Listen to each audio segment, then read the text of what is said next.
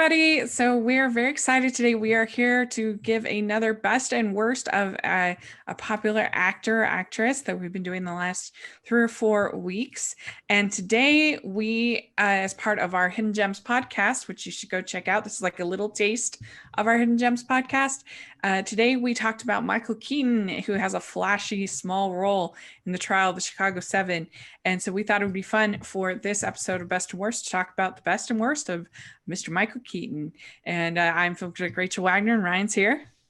Hey, Rachel, so great to be with you once again. And I am so excited to talk about Michael Keaton because when preparing for this, I was just shocked at how many cool movies that Michael Keaton has been in. I was just like, oh, he was in that, and he was in that, and he was also in that.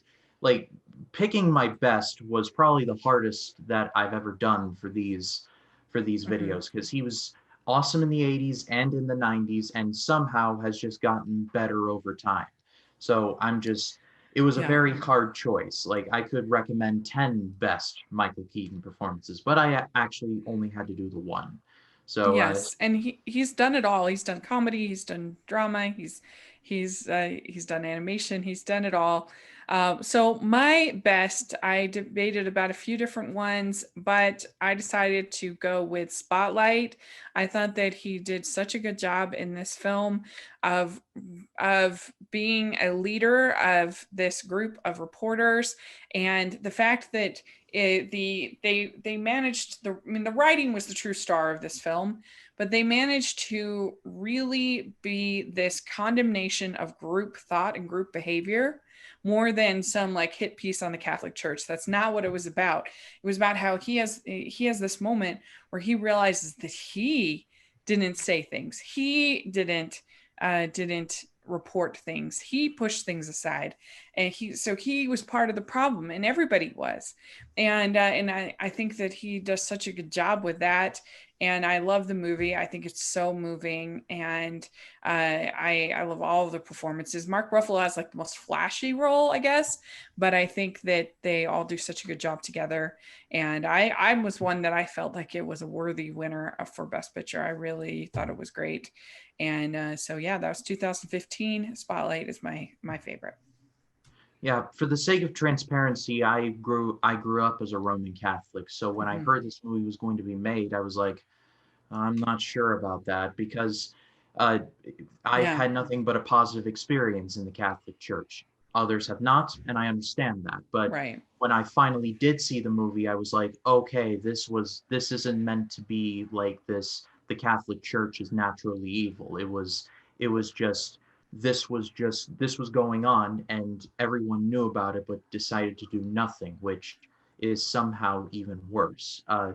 Michael Keaton is one of my favorites, if not my favorite part of this movie, because there's a scene where he's going back and forth with this one guy, and he presents him a name of priests and is like, "How many?" And the guy goes back, circles all of them, and gives it back to him. It's done with no dialogue, but it speaks volumes. And so, give credit where credit is due. This movie is it's for a big Best Picture Oscar movie. There's also a lot of subtlety there. Yeah, I agree. So what's your best? So my favorite Michael Keaton performance is a movie that came out a year after Spotlight, and it is The Founder. In one of our Netflix episodes, I actually did recommend The Founder, so I'll try not to go over my points there. But uh, I love this movie since the first time that I saw it because McDonald's is synonymous with American culture. It's literally everywhere. I can walk like 5 blocks and there'll be like 10 McDonald's. Like we laugh about that, but it's it's ever prevalent, and it was overseen by one man, Ray Kroc. Michael Keaton portrays Ray Kroc, and he is absolutely excellent. It could have been so easily just been, oh, he just swooped in and stole these guys' ideas, but he starts off as a very struggling salesman who really didn't do much with his life. But then when he stumbles upon McDonald's, he actually tries to do the right thing, but he realizes the right thing really doesn't get him anywhere. So he had to make some very difficult choices that were kind of immoral. But I think the moral of the movie is the road to hell is paved with good intentions. And Mm-hmm. Michael Keaton absolutely hammers it all home. I think the acting in the movie is great across the board with like Nick Offerman and John Carroll Lynch, but Michael Keaton is the heart of the movie, and this is one of his, if not his finest performance. Yeah, I actually haven't seen it, so I need to see it. And so, all right, well, let's talk about the worst of Michael Keaton. He doesn't have that many that are just terrible. But what did you pick as the worst? So my pick for the worst was Herbie Fully Loaded. This was the Herbie reboot starring Lindsay Lohan when she was not crazy. And like you said, Rachel, picking a worst performance from Michael Keaton is kind of tricky because he's been so consistent for so long that even in a kind of bad movie, he's usually the best part of it. And so in this movie, he could have been replaced by literally anybody and it would have fit the bill just fine. So it's nothing against Keaton personally. It's not like last week with Jennifer Aniston, where in The Bounty Hunter, where she's so unlikable that you can't relate to her at all. But Yeah, in Herbie Fully Loaded, Michael Keaton does a good job. It just the rest of the movie is just it's just kind of there. I don't know. yeah, Maybe it's because I'm a agreed. big fan of the original The Love Bug, which is one of my favorite Disney movies, but it's just kind of there for me. It's not insultingly bad. It just you could have literally replaced Michael Keaton with someone like Craig T. Nelson or someone like that, with Tommy Lee Jones, and the effect would still be there. Yeah, he's just like a generic dad character in that one. So my worst pick, and we kind of had to fight a little bit over this one because I think we both wanted to pick it, is Jack Frost from 1998. This, I mean, I am Mrs. Queen Christmas movie, but this one is too much for me. He looks terrifying, and the whole idea of a father coming back to life as a snowman is just so misguided. I mean, they go under one heat lamp and he's gone. I mean, they're going to be in constant fear for for the life of their returned father, and he looks terrifying. And so the idea this is supposed to be this warm-hearted movie, I mean, maybe as a horror movie it could have worked, but not as your sweet holiday classic. It's so misguided.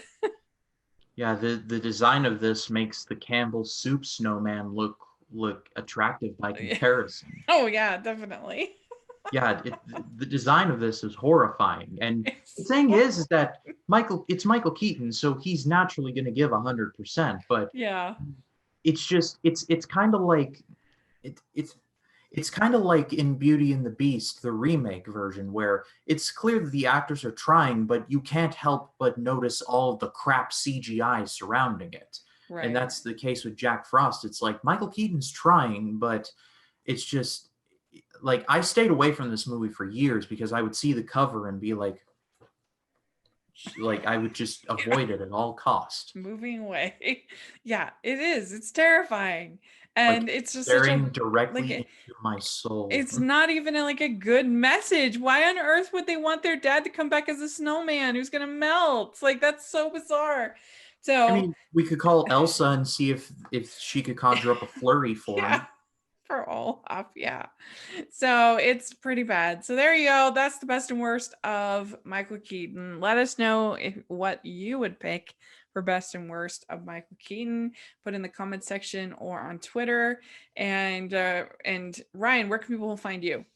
They can find me on Facebook, Twitter, Instagram, and Letterboxd at RyanCam20. Then there's, of course, my YouTube channel, Ryan Cam's Movie Reviews.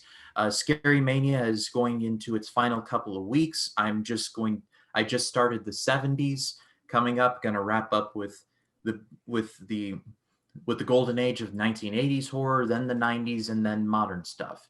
And then the AFI project is still roaring along. Midnight Cowboy is in the editing suite and will be dropping sometime next week.